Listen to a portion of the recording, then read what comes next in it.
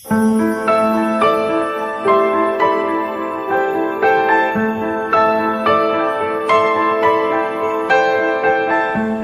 geral, meu ministério envolve um pouco mais a questão de família, questão dos relacionamentos. Mas eu acho que eu vou fazer uma coisa, eu estava falando com o irmão Miguel, acho que eu vou fazer uma coisa um pouquinho diferente. Eu vou falar com os irmãos, eu vou começar falando com os irmãos sobre o funcionamento do ser humano. Sobre como é que nós funcionamos, por que fazemos o que fazemos, do jeito que fazemos, da maneira que fazemos. As Escrituras nos dão muitas pistas sobre isso. Nenhum homem aqui que tem um mínimo de sensatez compra um carro novo e não tem uma noção básica do funcionamento dele. Sabe que tem um nível de quilômetros para trocar o óleo, e a gente respeita essas coisas. Então entendam a minha mente, para eu começar com os irmãos. Um pai é um ser humano, é uma pessoa. Uma mãe é um ser humano, é uma pessoa. Um filho é um ser humano, é uma pessoa. Um líder de uma localidade é um ser humano, é uma pessoa. Uma criança é uma pessoa, é um ser humano. Uma ovelha aqui na igreja é um ser humano. E às vezes a gente, como pregador, a gente quer ajustar os relacionamentos sem dar uma clareza para os irmãos de como é que é o nosso funcionamento. Como é que a gente funciona? Por que a gente faz o que faz, do jeito que faz? Vocês estão entendendo? Por exemplo, vou dar um exemplo simples. Todo adolescente é desastrado. Por quê?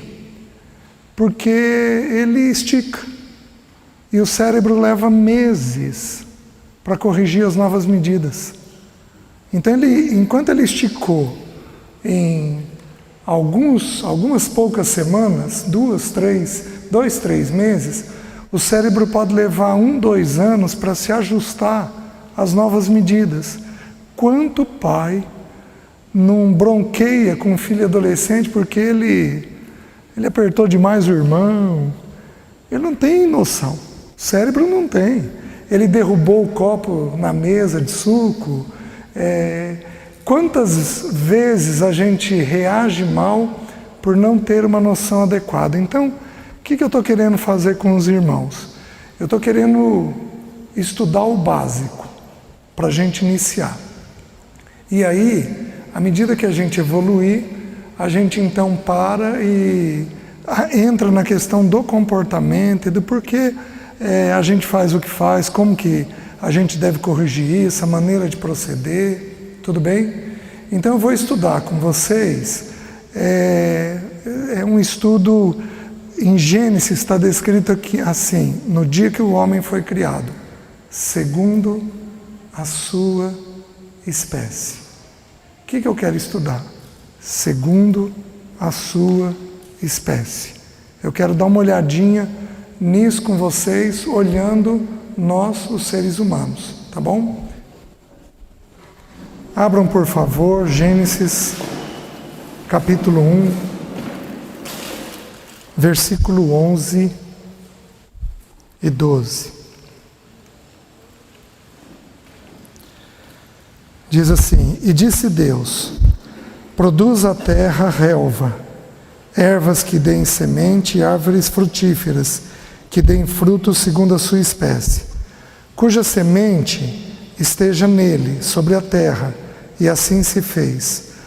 A terra, pois, produziu relva, ervas que davam semente segundo a sua espécie, e árvores que davam fruto cuja semente estava nele, conforme a sua espécie. E viu Deus que isso era bom. Houve tarde e manhã, o terceiro dia. Queridos, vocês são de uma região rica em produção de alimento, de fruta. Cada espécie gera segundo a sua espécie. É uma regra que Deus criou.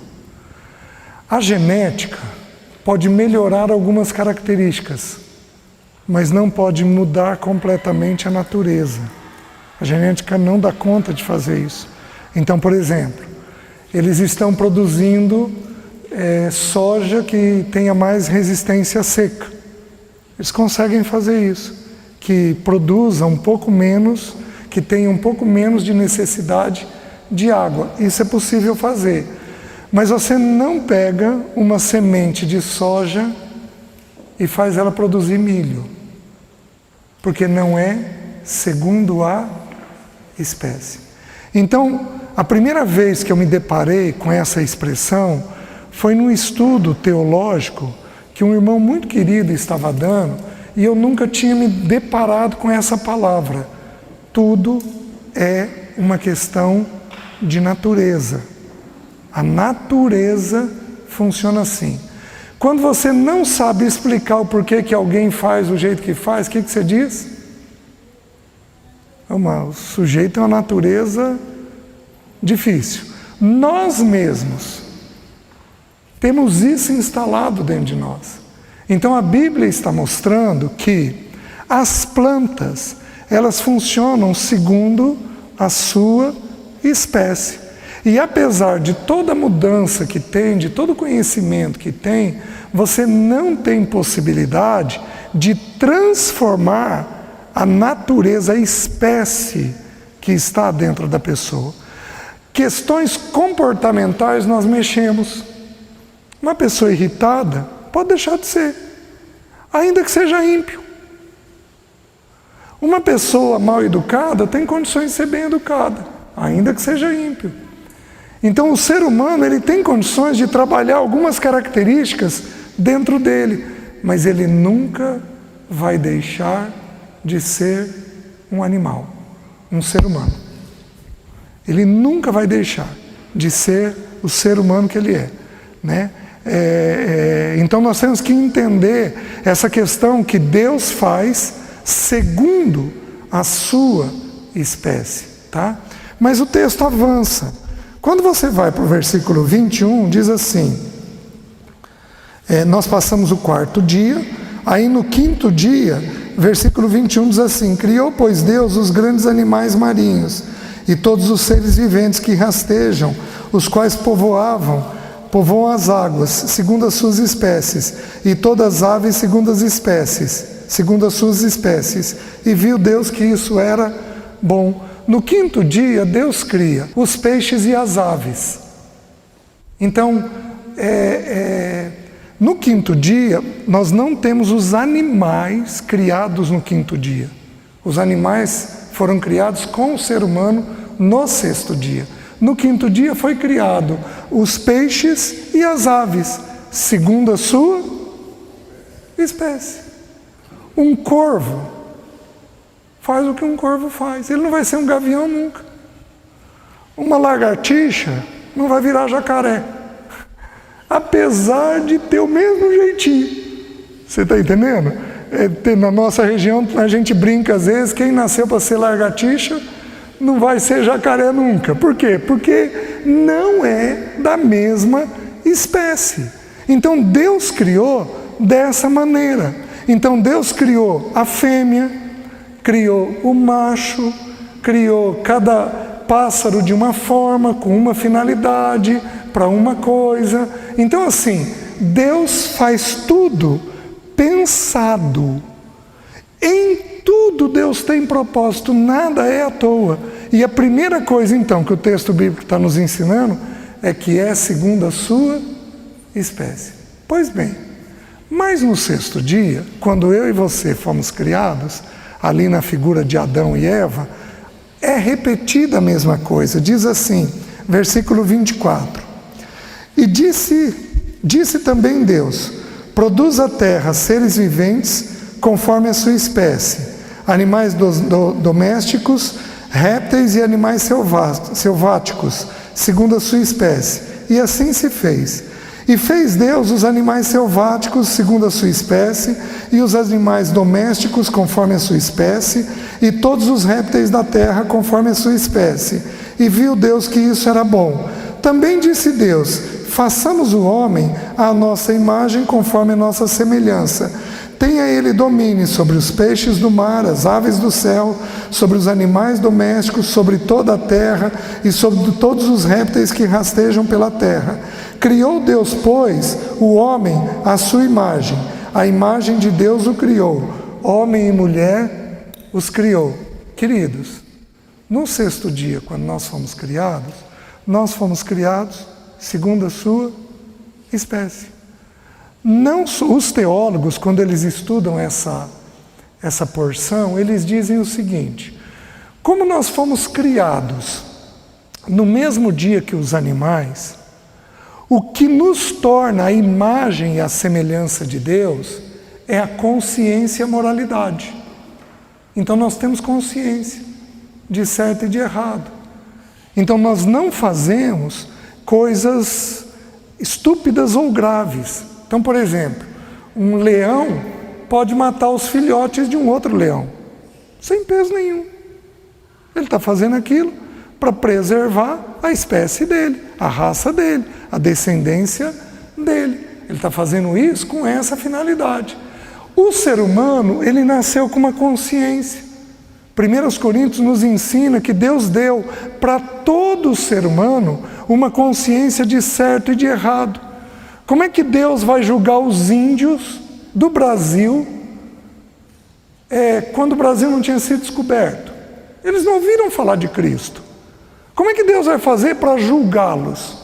Deus vai usar a consciência que Deus colocou dentro deles, porque é uma consciência que acusa ou nos liberta, diz o texto bíblico. Então esta consciência que vai fazer isso com esses índios, né? Então os estudiosos dizem que a diferença está nesse ponto, no ponto de que nós temos uma consciência das coisas, um instinto relacional de alguma forma, e os animais não têm isso. Apesar que tem animais que beiram, que se aproximam muito do ser humano. Então, por exemplo, nós temos espécies de pinguins que são fiéis a vida toda. Nós temos aves que têm fidelidade a vida toda. Eles se juntam e nunca mais se afastam um do outro, que é um instinto que Deus colocou dentro do ser humano. Então, tudo é segundo a sua espécie. Está dando para os irmãos entenderem?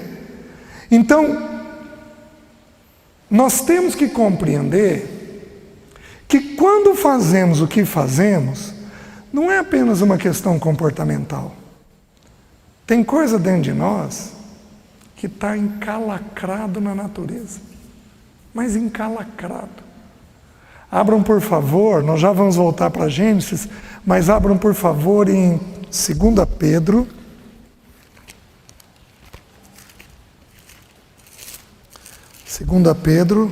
capítulo 2, versículo 22, diz assim, 2 Pedro 2, 22, diz assim: com eles aconteceu certo adágio verdadeiro, com eles aconteceu o que diz certo adágio verdadeiro: o cão voltou ao seu próprio vômito e a porca lavada voltou a revolver-se no lamaçal.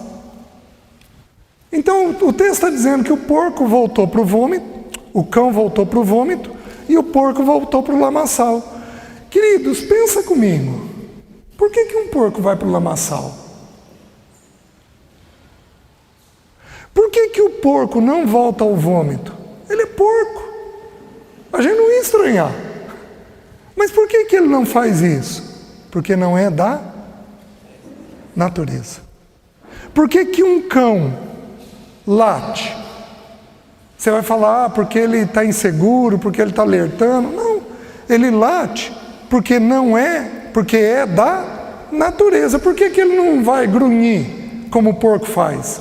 Porque não é da natureza. Tudo é uma questão da natureza que está dentro de nós. Então a natureza, ela tem um peso enorme na nossa conduta e na nossa ação. Ela reflete Ela é quem põe para fora porque fazemos determinadas coisas que fazemos. Eu vou mostrar, eu vou abrir agora. Nós temos 3 coisas, Gênesis 1, Gênesis 2 e Gênesis 3. Dali em diante, a história é contada em cima da natureza que esses 3 capítulos revelam para nós. Então, toda conduta, toda. Você pode sentar comigo e perguntar qualquer coisa sobre seu filho, sobre seu casamento, que se eu espremer com jeito, eu vou chegar em Gênesis 1, Gênesis 2 ou Gênesis 3. Eu vou chegar ali. Por quê? Porque como eu estou tentando explicar para os irmãos, o que é da natureza é diferente do que é comportamental. Os meus filhos diziam que eu era bravo. Mas qualquer pessoa da igreja dizia que eu era um poço de serenidade. Por quê? Porque fora eu vendi uma imagem. Mas dentro eu era o que a minha natureza revelava que eu era. Vocês estão me entendendo? Em geral, a gente é o que a gente é dentro da nossa casa. Ali é que é refletido o que de fato está dentro da gente, né? Alguns são tão transparentes que refletem o que são em qualquer lugar, né? Mas outros, como eu, que tinha muita necessidade de aceitação, então eu jogava uma ideia. Para os de fora e para os de dentro eu já tinha aceitação. Então eu era quem eu era. Então assim, o que eu quero ver com vocês? Essa questão do que está dentro de nós, certo? Primeiro ponto, Gênesis 1.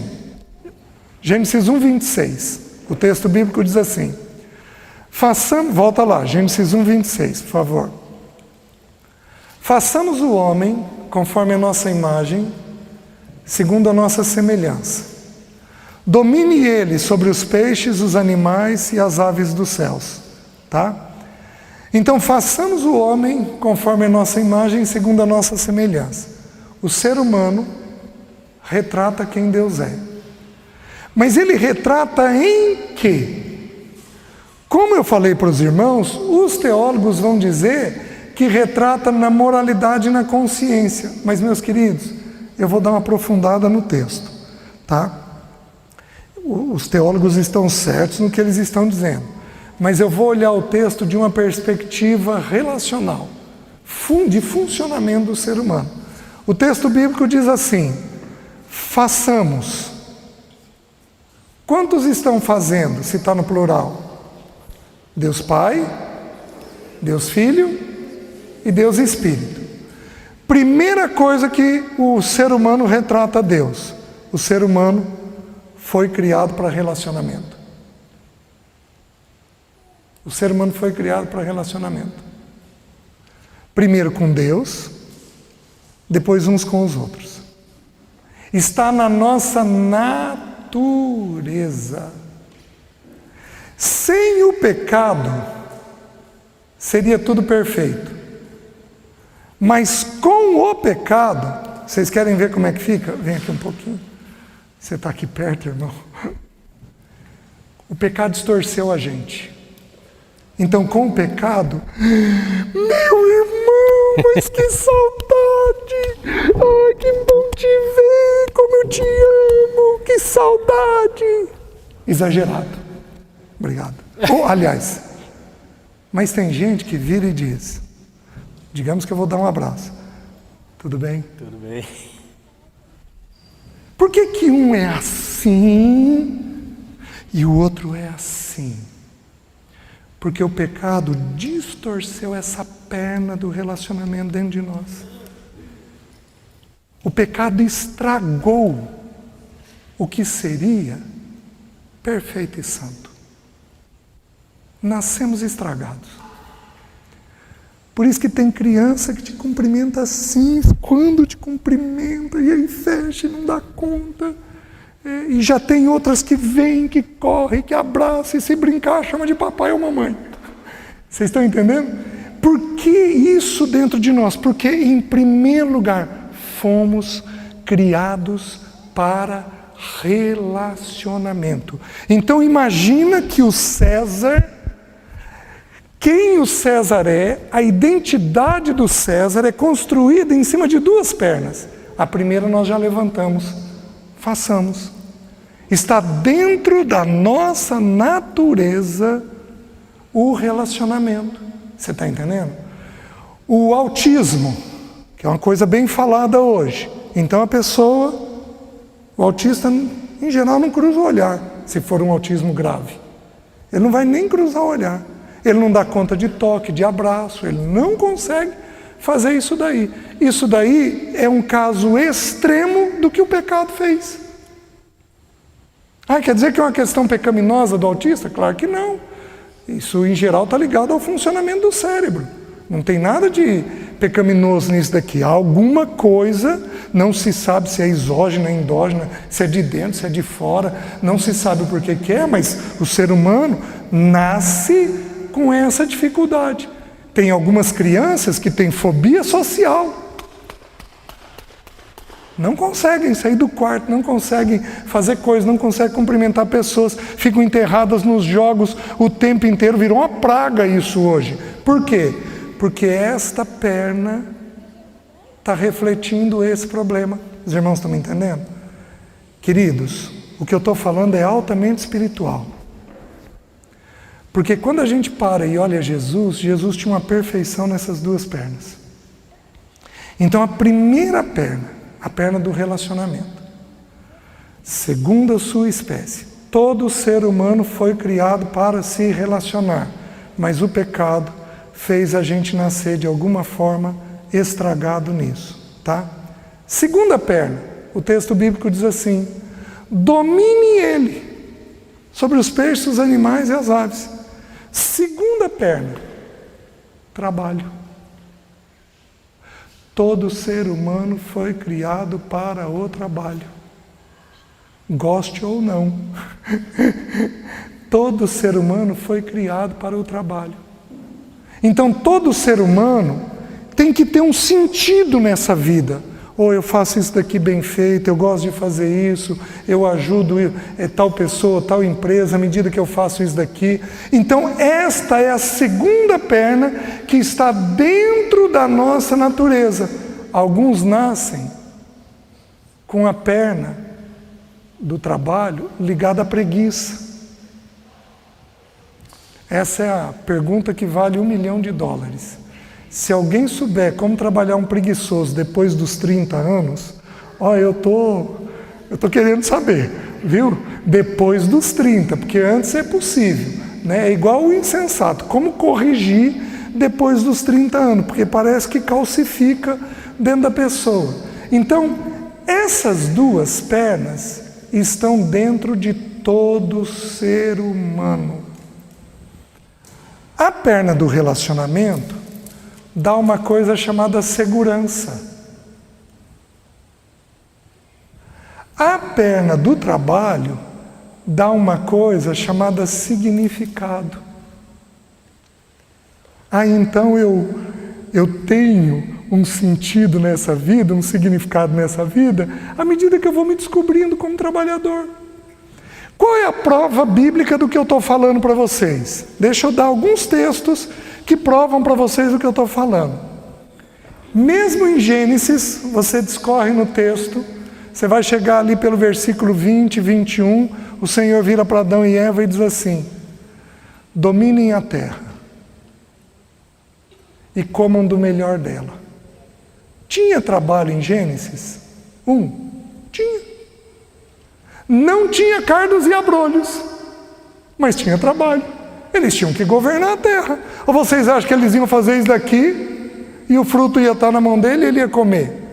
Deus não ia dar a ordem para comer o melhor da terra se ele não tivesse que levantar a mão, pegar um fruto, comer daquele fruto. Então, o trabalho seria uma coisa natural, sem o suor do rosto, sem os cardos e abrolhos, sem o peso que veio lá em Gênesis 3.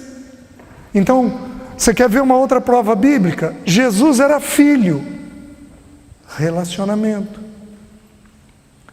Mas Jesus também era servo. Trabalho. Em João 5 ele diz assim: meu pai trabalha até agora, e eu trabalho também. Porque o ser humano foi criado para o trabalho. Gente, essa geração que está vindo, tem muitas crianças aqui, essa geração que está vindo vai ser uma geração complicada. Por quê? Porque é uma geração que não tem que fazer esforço. Na minha época, a TV era branca e preta. E para funcionar bem, você tinha que pegar um bombril e colocar na antena, você tinha que pegar um garfo e colocar lá na antena para ver se cortava a estática, se melhorava um pouquinho o sinal. Então você tinha que levantar, algumas vezes você ia lá na TV, ajeitava e ficava segurando e olhando. Quem viveu essa época aqui? Olha lá, isso daí é um esforço enorme. Hoje em dia, com o advento da Alexa, eles só falam: Alexa, tal canal. Gente, eles não têm que fazer esforço nenhum. Essa perna vai ficar problemática. Porque como é que você cria um filho sem o esforço que essa perna exige? Vocês estão conseguindo me entender? Então, o texto bíblico está dando pistas para nós do nosso funcionamento. Então, essa perna de relacionamento vai dar segurança. Essa perna de trabalho vai dar significado. Agora, você quer ver? Você se converte. Uma outra prova bíblica. Você se converte. Imediatamente você é feito filho de Deus. Mas a todos quantos o receberam, deles o poder de serem feitos filhos. Aqui. Certo? Porém, você nasce de novo, o Espírito Santo vem sobre você, te batiza com pelo menos um dom: serviço. Vocês estão vendo as pernas compridas? Vocês estão vendo a nossa natureza? Então, meus queridos, vocês vão ter que... Nós temos que entender esse funcionamento nosso para a gente conseguir trabalhar os nossos. Né? Tudo que a gente quer é mudar o comportamento dos nossos. Se você tem um filho mais seco, você quer que ele seja mais afetivo, aí você briga com ele. Mas não adianta querer mudar o comportamento se não mudar o entendimento. É o entendimento quem tem que ver aquilo que está acontecendo. Vocês estão me entendendo? Eu pego muitas mulheres casadas que dizem assim: César, sabia de uma coisa? Não vou me entregar para o meu marido, não.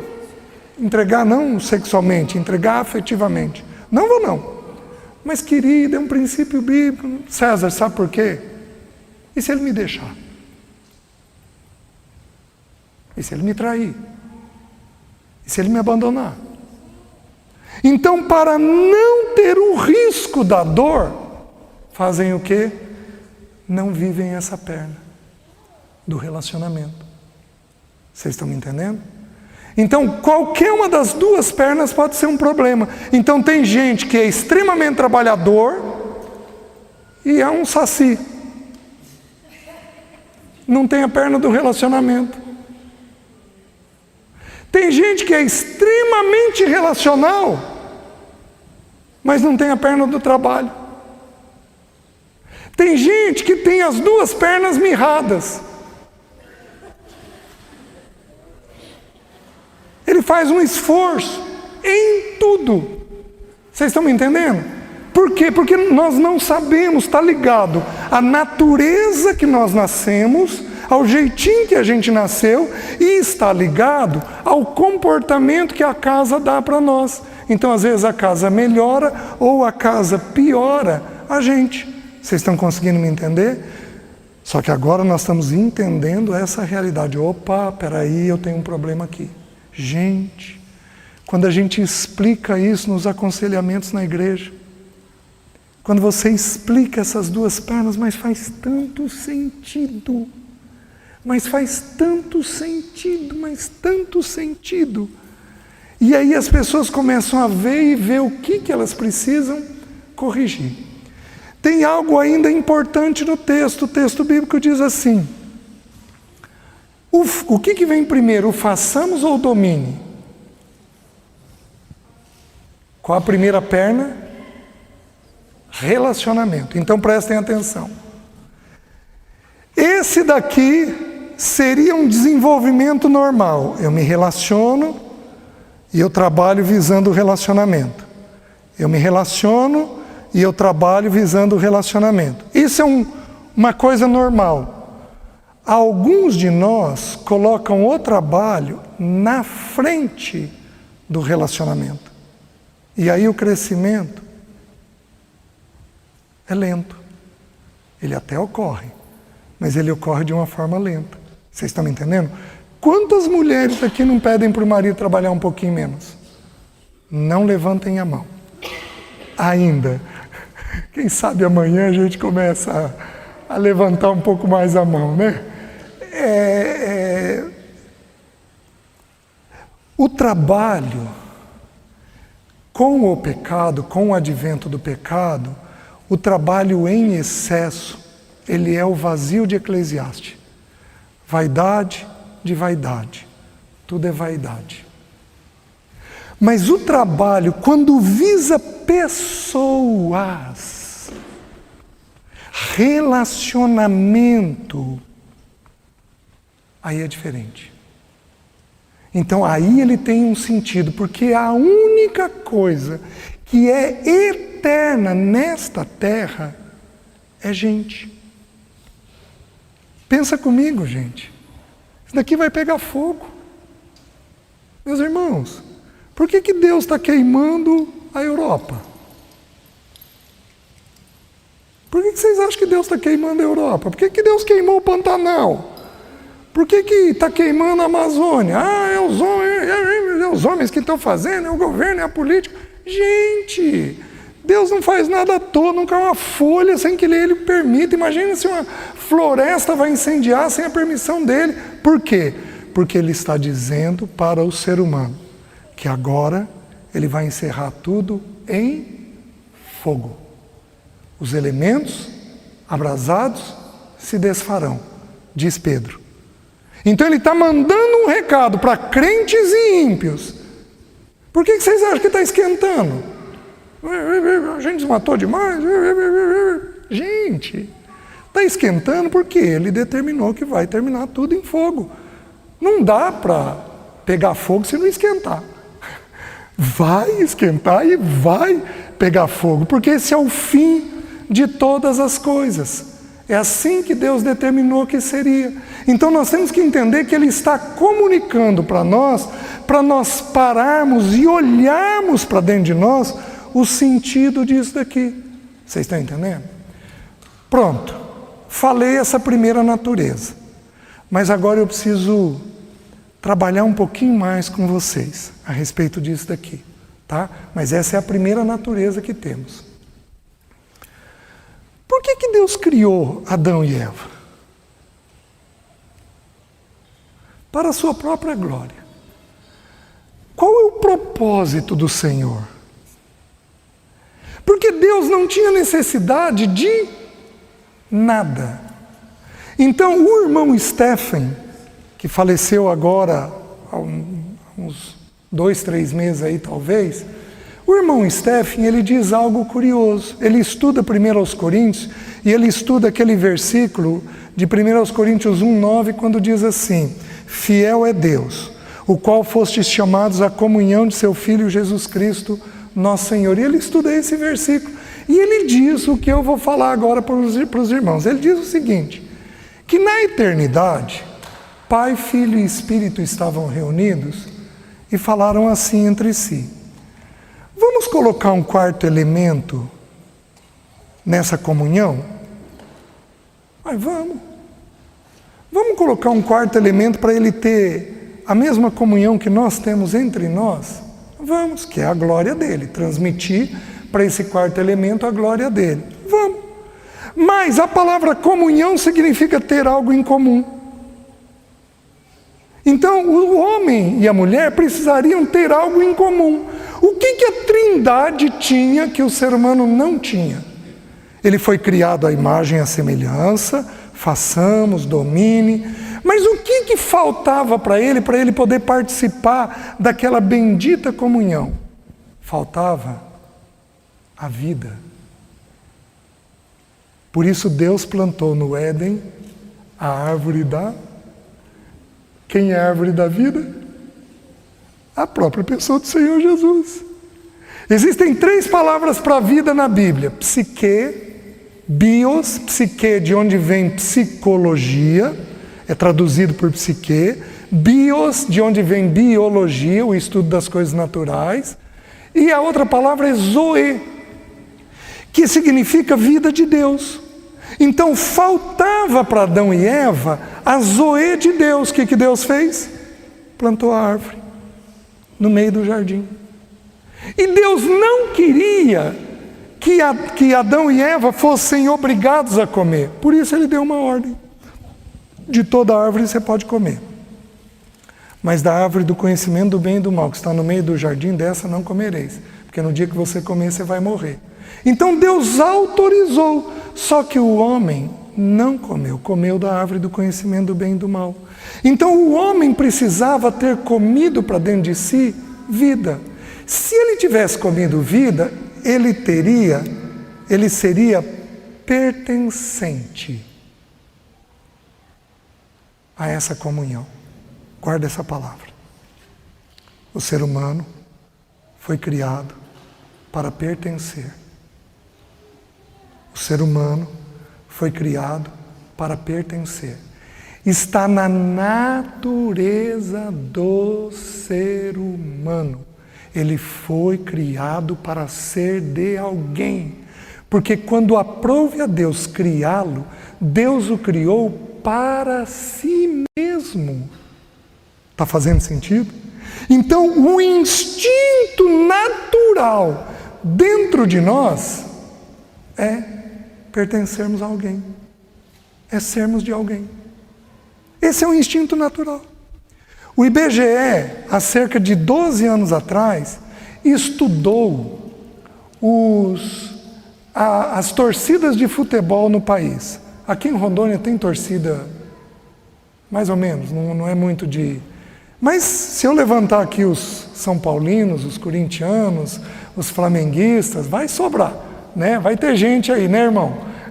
Vai ter gente aí. Sabe o que o IBGE descobriu em todas as torcidas? Sabe o que eles diziam? Eles diziam assim, era uma das perguntas: por que você pertence a essa torcida? Qual era a resposta? Porque eles são, para mim, como uma família. Por que o ser humano busca a trupe dos motoqueiros, a trupe dos cowboys, a trupe dos São Paulinos, dos corintianos e vai por aí afora? Por que o ser humano busca isso? Porque o ser humano tem dentro da natureza dele a necessidade de pertencer. Por que a mulher do bandido apanha e não larga? Porque ela precisa pertencer. Porque o propósito de Deus em Adão e Eva, que é refletido a nós, é pertencimento, é aceitação. Vocês querem uma outra pesquisa do IBGE, 10 anos atrás? Fizeram com drogaditos. Sabe o que descobriram? Que as famílias que comem na mesa junto com os filhos têm incidência quase zero de drogadição. Você corrige um problemaço como é o das drogas, fazendo o quê? Colocando ele na mesa, teu filho na mesa. Aliás, a Bíblia é a Bíblia. Porque o Salmo 128 diz o quê? Teus filhos ao redor de tua mesa. serão como rebentos da oliveira. Meus queridos, a Bíblia dá todas as pistas. É só a gente cavucando, garimpando, que a gente vai descobrindo aquilo que é necessário. Então o ser humano tem o instinto de pertencer através dessas duas pernas. Por que que alguns vão pertencer a gente? Aquela coisa excessiva, pertencimento. E por que alguns vão pertencer ao trabalho?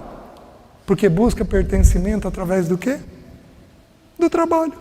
Porque no trabalho tem muito elogio. Nossa, que bem feito, obrigado, vou te dar um aumento. Nossa, a gente não conseguiria se não fosse isso. Está dentro da gente. Dá uma paradinha. Vamos aplicar esses princípios que eu estou ensinando na educação de filhos. Vamos aplicar o princípio que eu estou ensinando no casamento. Se tem necessidade de pertencimento, quando foi a última vez que você virou para a tua esposa e falou: querida, obrigado pela comida, estava uma delícia. Quando foi a última vez que você fez isso? Porque se você faz, o que acontece com a pessoa? Se liga a você. Olha que bobagem! Por isso que Mateus 25 diz assim: servo bom e fiel, foste fiel no pouco, sobre o monte te colocarei, entra no gozo do teu Senhor. Gente, aquilo é uma bomba de pertencimento. Imagina teu pai falando isso para você. Ê, moleque, mas filho do papai mesmo, hein? Vem cá, menino, olha que coisa boa que você fez. Gente, isso faz o quê? Gruda, porque o ser humano tem necessidade de pertencer. Está na natureza. Não adianta você lutar contra. O que nós temos é que conduzir de forma saudável esse tema. Os irmãos estão conseguindo entender? Aplica isso na educação de filhos. Está entendendo? A mulher, aplica num homem que é um pouquinho mais sensível. Você vira para o homem, chega nele e diz assim: ai, querido, a gola dessa camisa não está legal. Tá boa, viu, irmã? Ei, mas a gola dessa camisa não está legal. Ó você fazendo isso daqui nele. Ai, troca essa camisa, você vai ficar melhor, põe aquela, você fica tão lindo com aquela, te amo, te quero, te desejo. Põe uma mulher fazendo isso. Como é que o homem se sente? Pertencendo. Se ele for mais seco, vai dentro da secura dele, até ele desarmando. Então o ser humano tem a necessidade de pertencer, gostemos ou não. Eu vou trocar pertencimento por uma outra expressão. Eu vou trocar a palavra pertencimento pela palavra aceitação. Quando eu aceito plenamente o outro, ele se sente pertencendo. Fez sentido? Valendo um chocolate. Quem que me diz qual palavra na Bíblia que expressa aceitação? Vocês vão saber, claro que vão. Dou-lhe uma, dou-lhe duas, dou-lhe três. Pronto, perderam a chance. Alguém sabe? Qual é a palavra na Bíblia que expressa aceitação?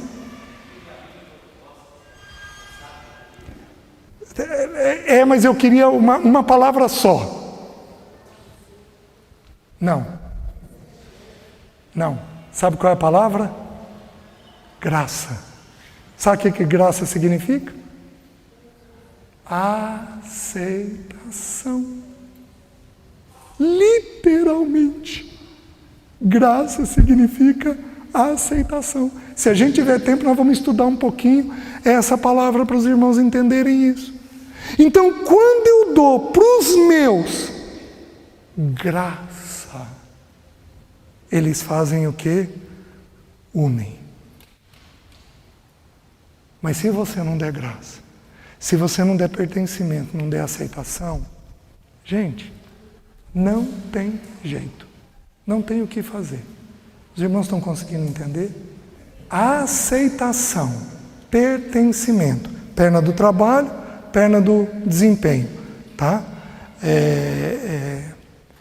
Muito bem. Gênesis capítulo 2. Estamos falando da natureza. Nós estamos estudando segundo a sua espécie. É isso que nós estamos olhando e estudando, tá? Segundo a sua espécie. Então eu estou dizendo que o ser humano, ele tem uma espécie, nós estamos tentando entender o que está dentro da natureza dessa espécie. Então, nós temos o pertencimento, a aceitação, que é uma necessidade, e isso vem pela perna do relacionamento e pela perna do trabalho. Tudo bem? Feito até aqui? Deixa eu avançar. Gênesis 2 faz uma coisa diferente. Enquanto Gênesis 1 mostra a criação de Adão e Eva ao mesmo tempo, Gênesis 2 mostra a criação deles em separado. Então mostra como é que Adão foi feito. Então vamos dar uma olhadinha no texto. Gênesis capítulo 2, se não me engano, versículo 7. Então formou o Senhor Deus ao homem do pó da terra, e lhe soprou nas narinas o fôlego de vida, e o homem passou a ser alma vivente. Então, o ser humano é composto de 3 elementos. Pó da terra é corpo físico, fôlego de vida é o espírito, e o alma vivente é a minha psique. Deixa eu explicar para vocês. Então, nós temos esses 3 elementos dentro da nossa constituição. Estou falando de novo de coisa que é da nossa natureza. Então, você pode não gostar, mas você tem um corpo físico. Você pode não gostar dele. Você pode não gostar de uma parte do seu corpo, mas você tem um corpo físico. E esse corpo físico tem uma regra de funcionamento.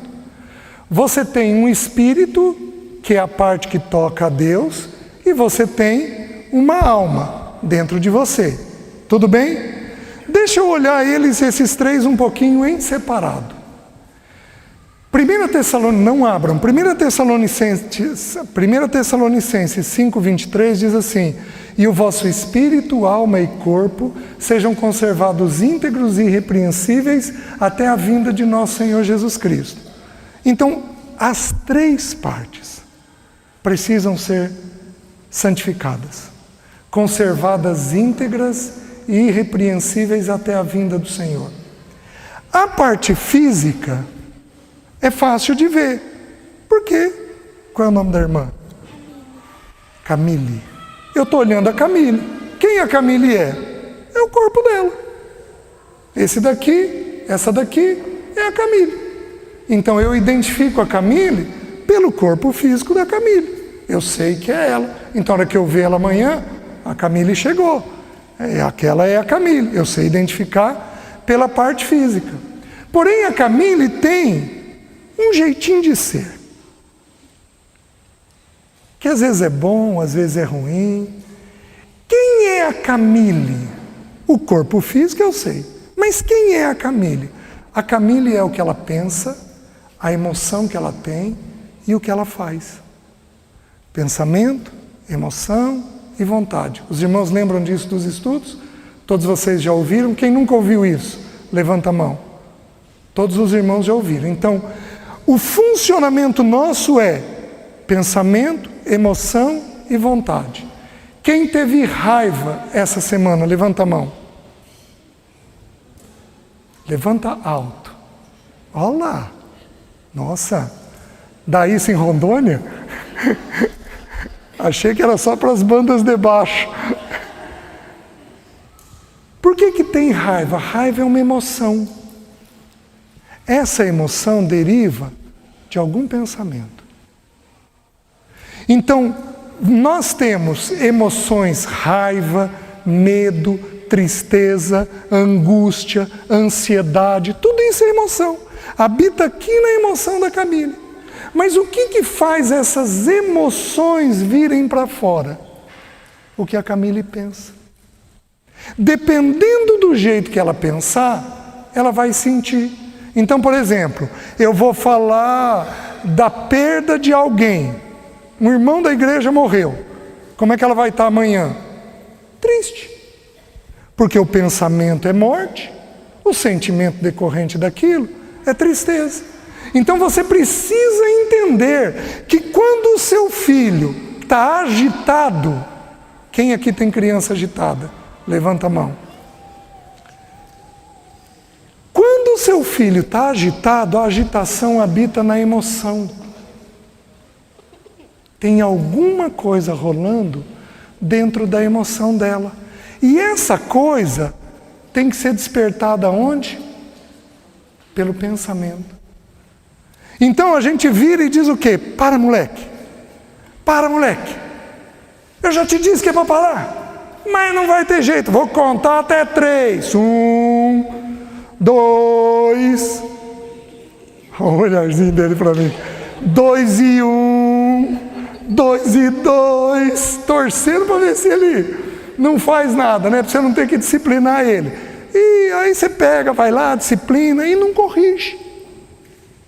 Às vezes não corrige por quê?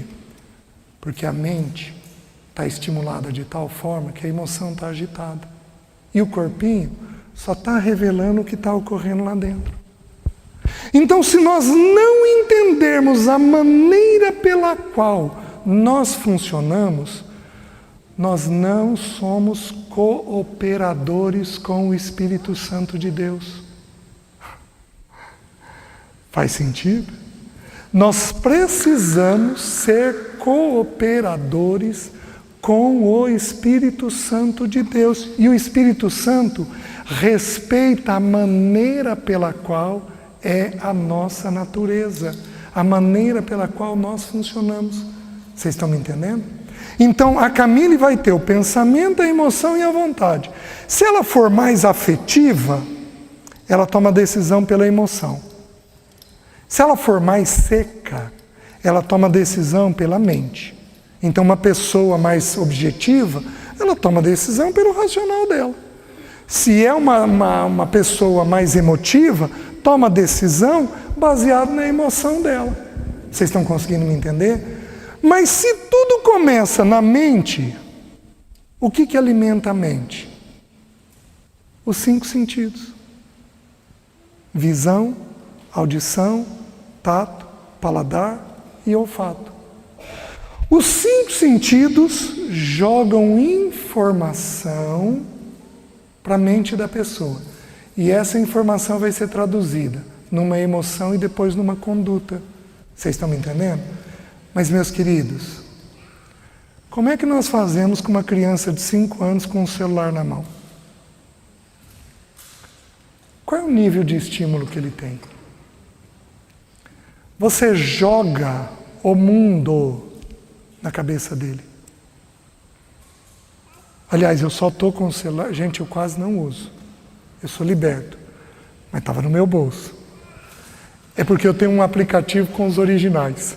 Se eu precisar de algum original, eu preciso parar a mensagem e ir buscar ele. Vocês estão me entendendo? Mas eu não tenho problema nenhum com o celular. Mas nenhum. Mas como é que uma criança faz hiperestimulada por isso daqui? Jogando informação na mente o tempo inteiro. Então o que a gente faz? Não dá celular. Mas para você não dar o celular, o que você vai ter que fazer com o teu celular? Diminuir o teu uso. Ô César, mas eu trabalho. Mas você trabalha à noite? Então dá para chegar em casa, se você não trabalhar à noite, e guardar ele, para não ter estímulo. Dá para tirar os aplicativos e vai por aí afora. Então, a gente depois, se chegar nas questões práticas, a gente conversa sobre isso. Mas você hiperestimulando o cérebro, não tem jeito de resolver. Por quê? Porque eu já sei que o corpo é uma antena que recebe informação para a mente. E que através dessa informação eu vou sentir e eu vou decidir como agir. Vocês estão me entendendo? Queridos, tem criança que tem 50 anteninhas na cabeça dela. Gente, tem criança que é ligada. Tem criança que é antenado. Mas é ligado. E se a gente não cuidar, a gente perde a formação dos nossos filhos por causa desse estímulo, desse excesso de estímulo. Vocês estão conseguindo me entender? Então, segunda coisa do funcionamento, nós temos uma alma e nós temos um corpo físico. E o espírito? Meus queridos, o espírito é a parte que toca a Deus. O espírito é imaterial. A Camila tem um espírito. Só que eu não vejo. E é interessante porque tem texto bíblico, porque aqui diz assim: e formou o Senhor Deus ao homem do pó da terra, e soprou nele o fôlego de vida, e ele se tornou alma vivente. Qual é a ordem? Corpo, espírito e alma. É interessante que tem texto bíblico que diz que o espírito saiu e a pessoa morreu. Porque a gente pensa o quê? O corpo morre e o espírito sobe. Mas nós temos textos bíblicos que nos sugerem que Deus chama o espírito para ele de volta. E o espírito torna a Deus que o deu e o corpo torna ao pó. Vocês estão entendendo? Diz o texto de Eclesiastes. Então a gente vai entendendo pela ordem esse funcionamento que eu só tenho um jeito de eu morrer. Se Deus hoje recolheu o meu espírito. Ô César, estranho, hein? E o infarto que você morreu? E a veia entupida? É verdade, Deus usou tudo isso. Mas Deus chama o espírito para então partirmos para o Senhor. Então nós temos esses três elementos dentro de nós. Qual é a única parte que é eterna? O espírito. Os estudiosos, quando a gente estuda, a gente diz que o homem é tripartido: espírito, alma e corpo. Mas os estudiosos mais afincos e melhores dizem que o homem é bipartido: espírito e alma e corpo. Por que eles dizem isso? Eles dizem isso porque quando você estuda a palavra alma e espírito no original, a função deles se mistura. Então, às vezes, o texto usa a palavra espírito falando uma função da alma. Então, particularmente, eu acredito que para estudo nós olhamos em três partes, mas a fim de sabermos quem somos é em duas partes. Então, por exemplo, eu creio que minha esposa está na eternidade com o Senhor, sem um corpo, em espírito, mas com o jeitinho dela, com a natureza dela. Aquela natureza mais alegre, entusiasmada. Vocês estão me entendendo? Quando minha sogra partiu, eu imagino que a hora que o Senhor Jesus ficou de pé para receber minha sogra, ela estava atrás do Senhor. Ai, mãe, que bom que a senhora chegou. Vem cá, vamos passear, vamos achar uma nuvem. Deixa eu contar para a senhora como é que é bom isso daqui. Esse jeitinho dela, que era a psique dela, particularmente eu acredito que está na eternidade.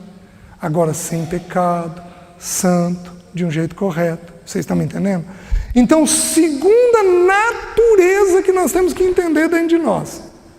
O corpo físico joga informação para a alma. E a alma vai reagir baseado com essas informações. O pensamento vai determinar a emoção. E o pensamento e a emoção, queridos, eu tenho texto para tudo isso. Só não estou indo por questão de tempo, tá? Mas tem texto para a gente olhar tudo isso daqui, tá? Então, e esse espírito e essa emoção vão determinar o que a pessoa vai fazer. Tudo bem até aqui? Isso está dentro da nossa natureza. Gente, vocês querem uma coisa? É muito comum eu pegar nos aconselhamentos dos irmãos nas igrejas, é muito comum eu pegar irmãos com os filhos tensos, agitados, irritados, briguentos, com medo, sonhando à noite, chorando por tudo, não querendo ir para a escola. Alguém aqui tem alguém perto de você com essas características que eu citei? Criança com raiva, com medo, não querendo ir para a escola, brigando, agitada e vai por aí afora? Todos nós aqui vamos ter. Presta atenção. Em geral, quando os pais pedem ajuda, tá bom, vamos sentar e vamos conversar.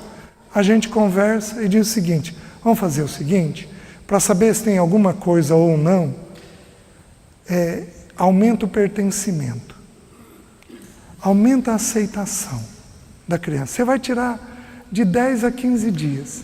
Você não vai na casa da vizinha, você não vai na casa dos teus pais, você não vai se desgastar trabalhando demais, você vai se concentrar, vai sentar, vai brincar, vai fazer coisa junto. Em geral, você tira o problema. Só por aumentar o pertencimento. Porque o pertencimento está no básico. E aí quando você dá o estímulo correto para a criança, acaba aquela angústia, aquela agitação que ela tem. Vocês estão entendendo? Segunda coisa da natureza. Terceira e última coisa, Gênesis 3. Abram lá, por favor. Versículo 6. Vendo a mulher que a árvore era boa para se comer, agradável aos olhos, e árvore desejável para dar entendimento, tomou-lhe do fruto e comeu, e deu também ao marido, e ele comeu. Abriram-se então os olhos de ambos, e percebendo que estavam nus, coseram folhas de figueira e fizeram cintas para si. Quando ouviram a voz do Senhor Deus, que andava no jardim pela viração do dia, esconderam-se da presença do Senhor Deus, o homem e sua mulher, por entre as árvores do jardim, e chamou o Senhor Deus ao homem e lhe perguntou: onde estás? Ele respondeu: ouvi a tua voz no jardim, e porque estava nu, tive medo e me escondi. Perguntou-lhe Deus: quem te fez saber que estavas nu? Comeste da árvore que eu te ordenei que não comesses? Então disse o homem: a mulher que me deste por esposa, ela me deu da árvore e eu comi. Até aqui. Terceiro aspecto. Eva agora. Versículo 13. Disse o Senhor Deus à mulher: que é isso que fizeste? Respondeu a mulher: a serpente me enganou e eu comi. Até aqui. Queridos, terceira coisa que está dentro da nossa natureza. Todo ser humano foge. Todo ser humano foge. Não quer enfrentar. Todo ser humano. Em escalas maiores ou menores, todo ser humano foge. Por que um drogado usa droga? Porque ele está aliviando alguma dor. Faz sentido? Mas ele começou a usar porque os amigos influenciaram. Ele precisava da aceitação dos amigos, então ele tinha a dor da aceitação. Então ele tinha alguma dor dentro dele. Faz sentido? Por que um alcoólatra bebe? Porque ele está aliviando alguma dor que ele tem. Faz sentido? Por que um homem crente fica na frente da TV mais tempo do que deve?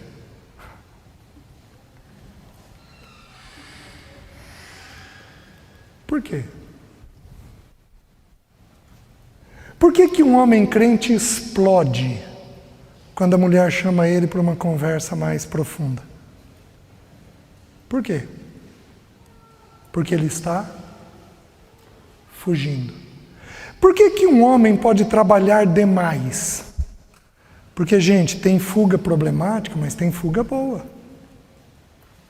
O trabalho em excesso pode representar fuga. Fuga do quê? De alguma coisa que dói. Porque só fugimos daquilo que dói. Vocês estão me entendendo? Então, todos nós vamos ter pequenos mecanismos de dor dentro de nós. E aí, consequentemente, de fuga. O homem transferiu para a mulher a culpa. Mulherada, em Rondônia isso acontece também? A culpada é a mulher? Ou não? Então, quando você espreme um pouquinho, mas também você, é instinto adâmico. A psicologia veio, numa das correntes dela, chamada psicanálise, trouxe um mecanismo de defesa chamado transferência.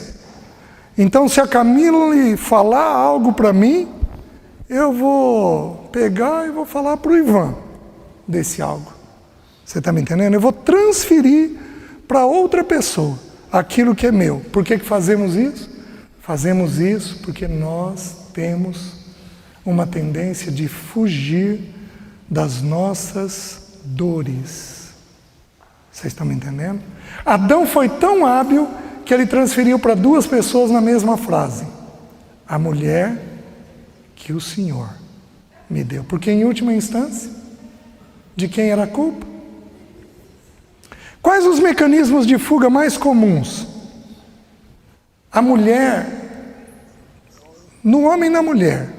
Mas deixa eu ver se eu consigo separar. Na mulher, agitação, falar mais alto, ficar irritada, cobrar demais. Tudo isso é mecanismo de desespero, é mecanismo de fuga. Ah, mas está fugindo do quê? Está fugindo da dor. Ela está tendo que gritar para ver se consegue aliviar aquela dor. Só que é um mecanismo de fuga. O nosso Senhor Jesus fugia? Não. Dele não se ouviu a voz na praça, não gritava, não falava alto, não pisava a cana quebrada, não torce aquela que fumega. Vocês estão me entendendo? Outro mecanismo de fuga das mulheres: limpeza, organização. Então, vai organizando demais, vai deixando tudo em ordem.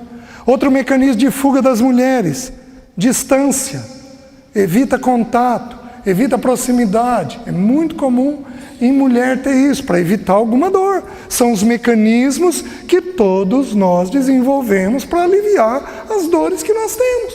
Todos nós temos isso. Vocês estão me entendendo? Qual os mecanismos mais comuns do homem? Explodir. Vai continuar com isso.